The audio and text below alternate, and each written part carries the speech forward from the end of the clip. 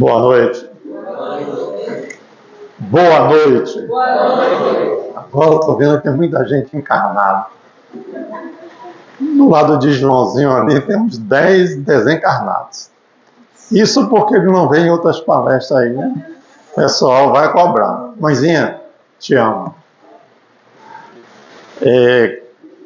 Todos nós, quando buscamos o entendimento da vida, nós estabelecemos algumas conexões, não é?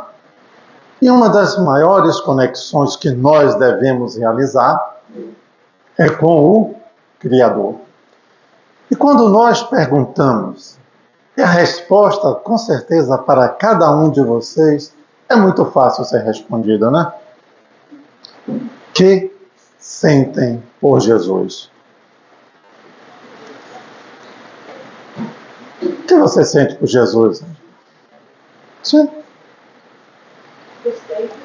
Respeito e amor. A maioria diz amor, respeito, tolerância, não é? É fácil responder. Mas acontece que o objetivo maior é porque para que nós venhamos a conhecer os nossos sentimentos por Jesus, é necessário nós conhecermos quem? Então a nossa conversa é dirigida a você. Para que você possa entender Jesus, é necessário que você responda intimamente o que você sente por você.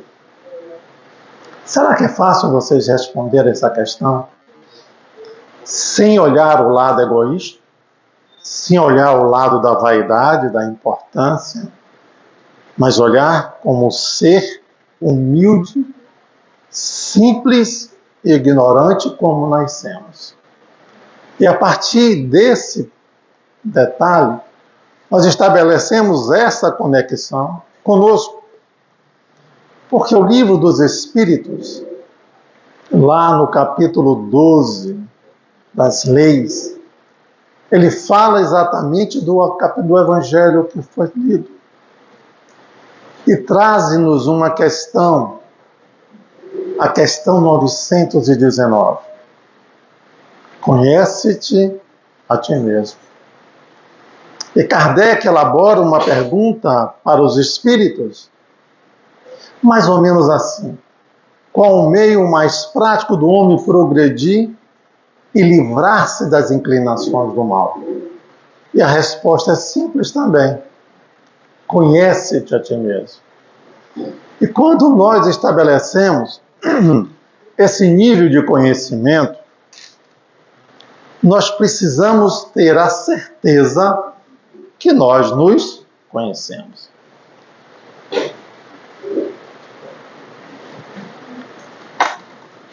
E esse é o grande problema, não é?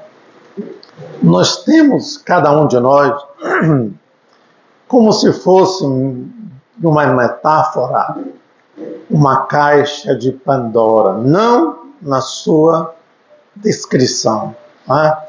Que muitas vezes são princípios básicos que a gente traz de dor e que muitas vezes até durante a nossa jornada ela se torna irreversível. Mas nós estamos trazendo para a reflexão o que eu sinto por mim. O que é que eu posso dizer da minha autoestima? Como é que eu me considero? E quando nós falamos de autoestima, é uma pergunta também subjetiva e que mexe muito com as nossas crenças, né? Com a nossa capacidade intelectiva e principalmente com as nossas competências.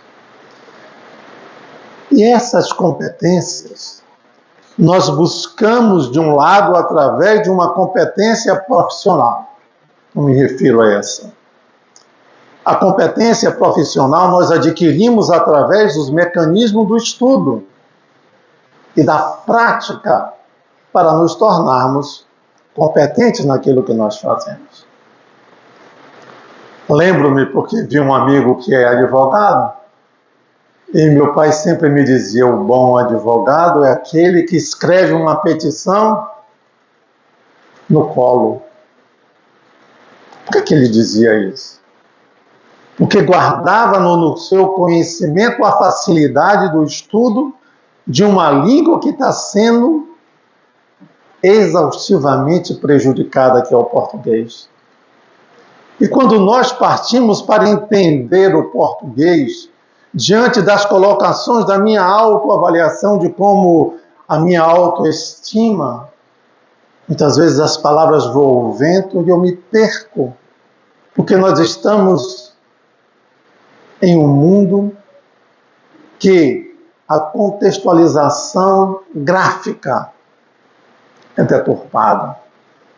Eu vejo a minha mãezinha, que foi professora na universidade, Pio Décimo, e com tanto esmero e competência de avaliação de uma redação, onde nós vemos os jovens a escreverem em um WhatsApp palavras recortadas.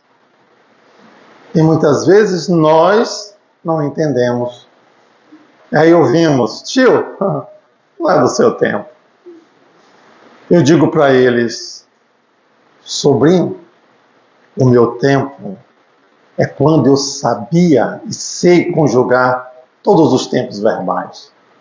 Você sabe conjugar? Você sabe o que é o pretérito mais que perfeito? Você sabe o que é o gerúndio? Eu nunca vi falar. E eu vou precisar disso para quê, tio?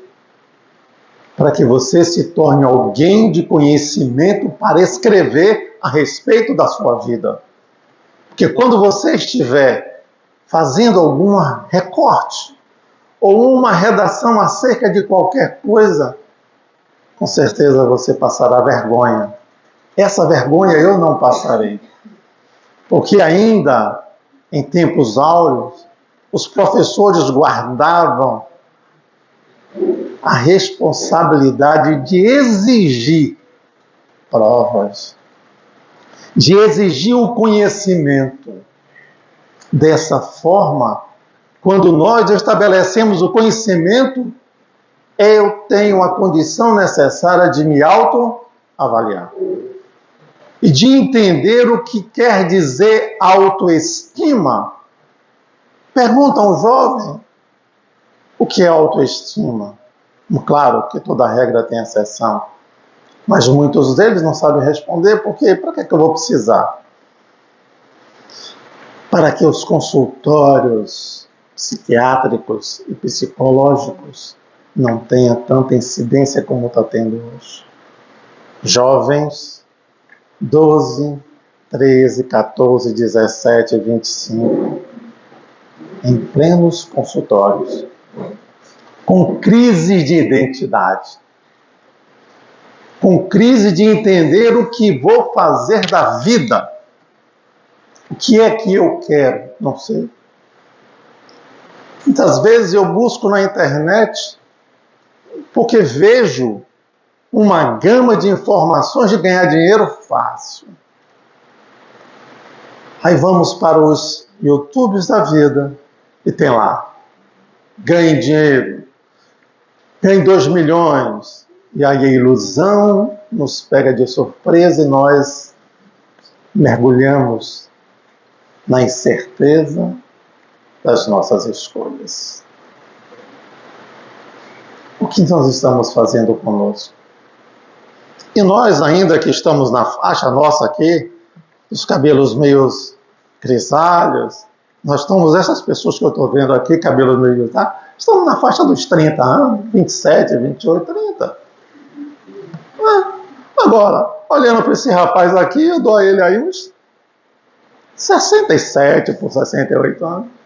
Mas, velho, está com essa idade? Porque o importante não é a idade física, é a idade mental. Porque ele pode ser muito mais velho em termos de reencarnações, ser um espírito mais experiente do que o meu, mas nós trabalhamos num conceito de entender-me, ou de cada um de vocês entenderem-se. Uma certa vez eu fiz uma palestra que o tema era o seguinte: você realmente me entende? Joãozinho, você já fez essa pergunta a Thaís? Thaís, você já fez essa pergunta para o Joãozinho? Será que nós temos a coragem e o discernimento de dizer, não te entendo? Por que das brigas dos casais? É por falta de entendimento, mas de entendimento de saber o verdadeiro sentimento que eu nutro por mim.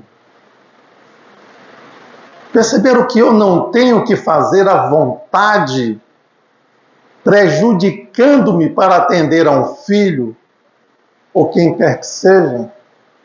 Onde está a sua autoestima? Eu para não brigar, eu cedo. É o grande erro da vida, gente. Porque na hora que você deixa de pensar em si, você deixa de ser caridoso para consigo. E aí nós criamos problemas seríssimos. E aí, ao invés de estabelecermos uma autoestima, nós estabeleceremos uma baixa autoestima. Será que vocês já fizeram uma configuração mental de que essa baixa autoestima está vinculada muitas vezes a experiências que vocês e que nós tivemos na infância? O cérebro, ele guarda, ele nos protege. Mas é como um computador, diante de uma situação adversa, ele vai lá naquela caixinha e resgata aquele sentimento de dor, de mágoa, de ressentimento que nós sofremos lá aos 5, 6, 7 anos de idade. Mas já tanto tempo passou. Não fica esquecido, gente. Fica gravado. E nós temos que aprender, com a terapia de Jesus, a libertar-nos. E aí vem uma máxima no Evangelho que diz assim: conhecereis a verdade, e ela vos libertará. É para que nós tenhamos o verdadeiro conhecimento da minha verdade. Porque entre mim e vocês existe uma verdade que essa não é relativa, ela é absoluta, que é do Cristo e que é de Deus. Entre mim e você só existem verdades relativas, de crenças, de pontos de vista. E nós vamos estabelecer essa condição até quando?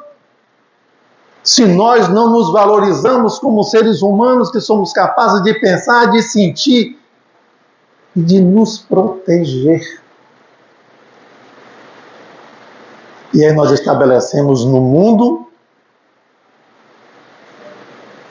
comparações sociais. É tão difícil. Quando eu vejo uma pessoa querer se comparar a outra, se desvalorizando. Porque ela teve isso e eu não tenho. Não, gente. Querer é poder. Dentro das proporções que nós queremos. Eu li um artigo que me esqueci o nome da autora, em que ela ficou paralítica e ela foi a todos os médicos. Os médicos diziam que era indefinido que ela ia ficar paralítica para sempre. E ela abriu uma mensagem de Emmanuel, que eu vou pedir autorização para ler. E ele diz assim: o poder mental reside na base de todos os fenômenos e circunstâncias de nossas experiências, isoladas ou coletivas. A mente é um manancial vivo de energia co-criadora. O pensamento é substância, coisa mensurável.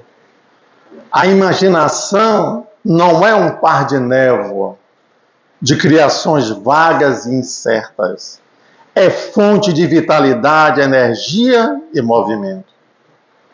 O idealismo operante, a fé construtiva, o sonho que age são pilares de todas as suas realizações.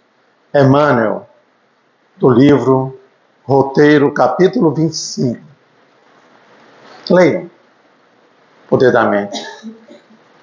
E ela estabeleceu uma conexão através de meditações, de orações, conversando com Jesus, dizendo que ela teria a capacidade de curar-se, porque ele nos diz que nós podemos estabelecer a cura em nós. E ela passou meses meditando, orando, até que um dia ela foi levada por uma melodia, e essa melodia ela se perdera, e no final da melodia ela sentiu um ardor em suas pernas. Ela não conseguia entender. E buscando as intuições, alguém lhes disse: veja você andar com as pernas da sua irmã. E ela começou a sentir-se andando através das pernas da sua irmã. E passou tempos, e a mente levava ela a se movimentar através das pernas da sua irmã. Mas aquilo não complementava os seus ideais. O que ela queria era voltar a andar. E durante vários processos de mentalização e de crença que ela era capaz de curar-se, ela sentiu novas dores, ardor nas pernas. E um dia, como se ela entendesse, voa, anda, desafia-se. E ela levantou-se, tentou andar, mas as pernas de um medo levou exatamente a recuar. Mas o tempo passou e ela relata que ela voltou a andar. Eu lembro-me do paralítico de Cafarnaum, que passara mais de 30 anos próximo ao lago, porque aquelas pessoas que ali estavam diziam que quando o lago entrasse em erupção, aqueles que se jogassem estariam curados. Isso representa muito, está no filme The Chosen. Quem não assistiu, busque para poder ver essa parte. Ele passa anos a fio ali. E um dia, ele sabe da chegada de Jesus. E como ele não reunia condições de movimentar-se, soube que Jesus estava atendendo na casa de Simão Pedro. Mas ele não tinha condições de chegar até lá. Mas existe uma vantagem quando nós temos verdadeiros amigos. Gente, o amor de um amigo é incomparável. Os amigos, os verdadeiros amigos, conduziram nos braços com a sua cama. E lá chegando, era uma multidão e não teria condições dele chegar até Jesus. E por uma ideia de um dos amigos, subiram. E lá destelharam, porque não eram telhas, eram palhas, eram madeiras que seguravam. E ali tiraram as palhas, amarraram uma corda e desceram. E ele postou-se diante de Jesus. E Jesus olha para ele e diz: Natanael, ben Elias. E ele fica surpreso. Ele disse: o que queres que eu faça? Tens certeza que eu posso te curar? E Natanael abriu os olhos e disse: não tenho só certeza, mas creio em ti, Senhor. Então, levanta-te, pega a tua cama e vai para casa. Ele sai Ele levanta-se, pega a cama e vai. E todos o conheciam na região. Esse é o poder que está dentro de cada um de nós. O Cristo sempre fez essa pergunta: você crê que eu posso curar-te? Eu peço para que vocês façam essa pergunta a vocês. Vocês creem que podem amar-se? Vocês creem que vocês podem curar-se? Vocês têm absoluta certeza que basta que vocês ajam com a consciência voltada na certeza da presença do Cristo dentro de si, que você pode curar-se? É uma questão de foro íntimo. Só cada um de vocês poderá responder. E eu vejo que para muitos Jesus está muito distante. Porque nós costumamos a nos desfazer das nossas competências. Imaginamos que não somos merecedores de ter Jesus próximos a nós. Mas para mim, Ele está todas as noites ao meu lado. Eu clamo. Eu abro a janela do meu coração para receber o Cristo todos os dias. Porque Ele me diz assim: filho, eu como teu irmão maior, digo-te, faça a tua parte, que eu te ajudarei. Então, a proporção que eu tenho a certeza e que busco a entender o que eu sinto por mim, não é de forma egoísta. É de forma de saber que nós somos a imagem e semelhança do Cristo. Ou melhor, de Deus, que Ele nos disse isso. E aí nós voltamos aos nossos problemas da baixa autoestima. Navegamos muitas vezes pelos perfeccionismos. E eu gozava desse conceito, porque como profissional gostaria de fazer as coisas 100%. Não admitia fazer 99%. Porque se eu posso fazer 100%, eu não faria 99%. E aí nós vamos aprendendo com as próprias quedas de entender, faça bem, mas faça bem feito. Porque perfeição nós não chegaremos a canto algum, porque nós ainda não somos perfeitos. E aí nós trabalhamos nesse contexto com os traumas que nos invade a alma. E vocês pensam que são traumas simples? São traumas simples de alguém olhar para você e dizer: você é um incompetente. O que passou? Mas aquilo, dependendo do grau de intensidade e de como você absorve aquelas palavras, pode ser um trauma que vai ficar por muito e muito tempo. E aí nós precisamos nos libertar. Porque a baixa autoestima é uma combinação de fatores que inclui, gente, essas experiências. Mas esses sintomas requerem de cada um de nós uma autenticidade excelsa, que eu posso, eu devo, eu não preciso, eu acredito em mim.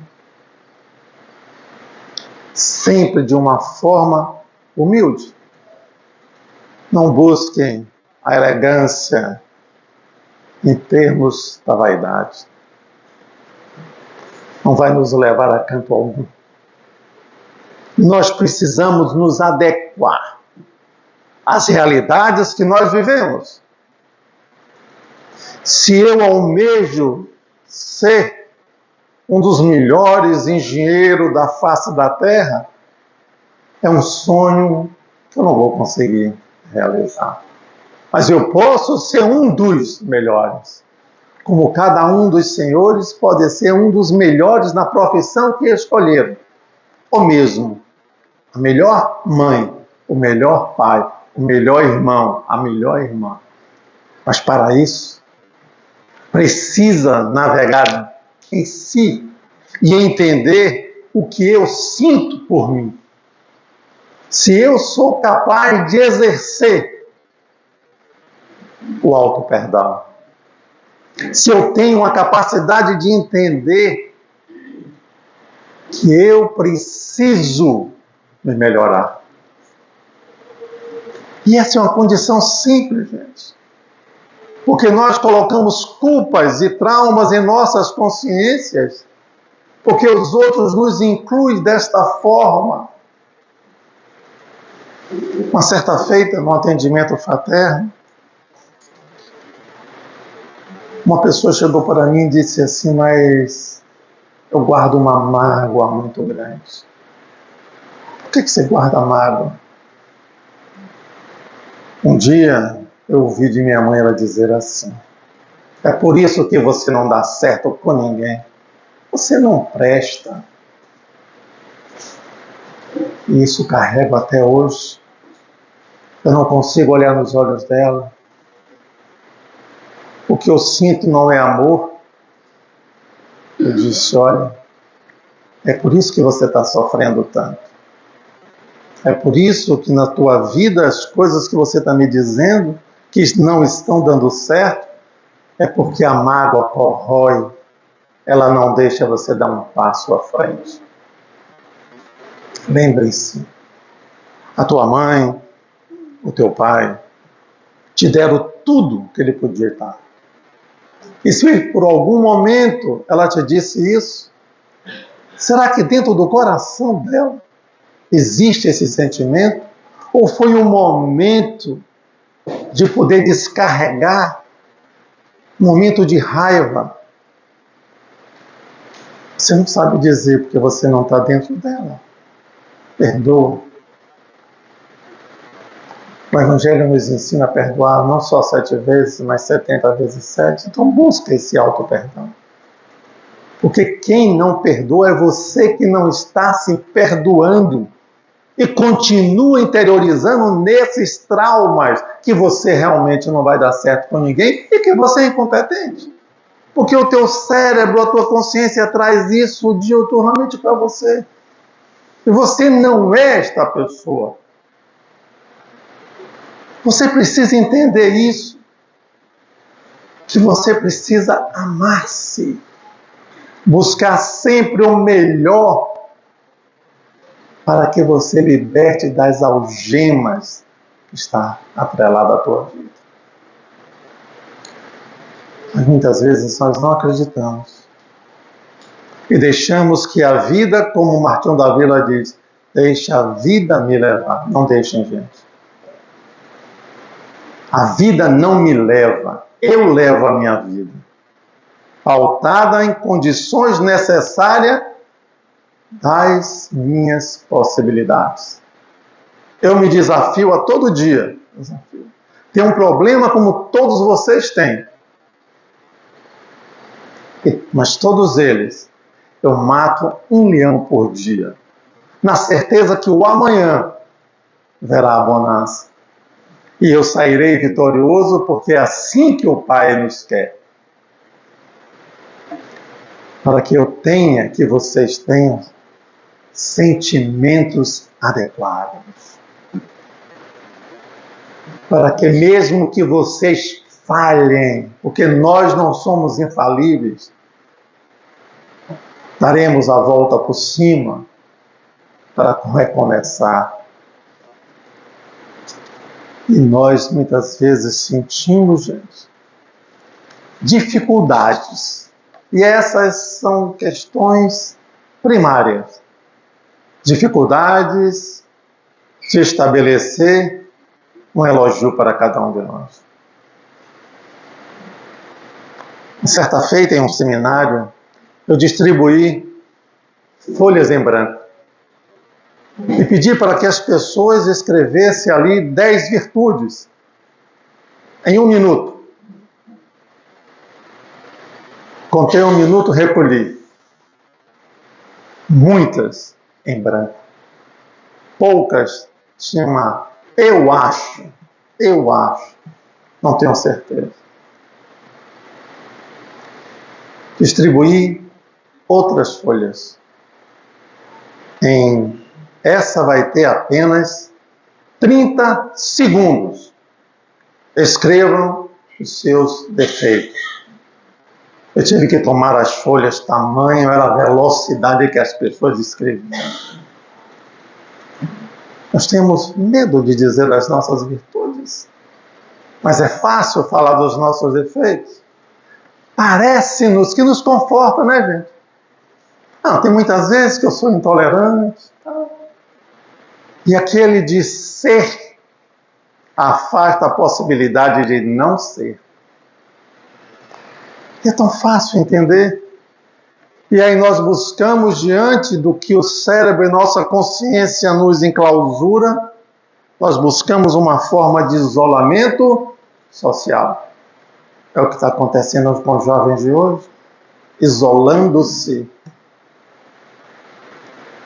E os pais acreditam de forma, não, ele é assim mesmo. Não, gente. Prestem atenção aos seus filhos, aos seus cônjuges, aos seus amigos, aos seus irmãos. Porque é falta de caridade você observar algo e imaginar que é normalidade.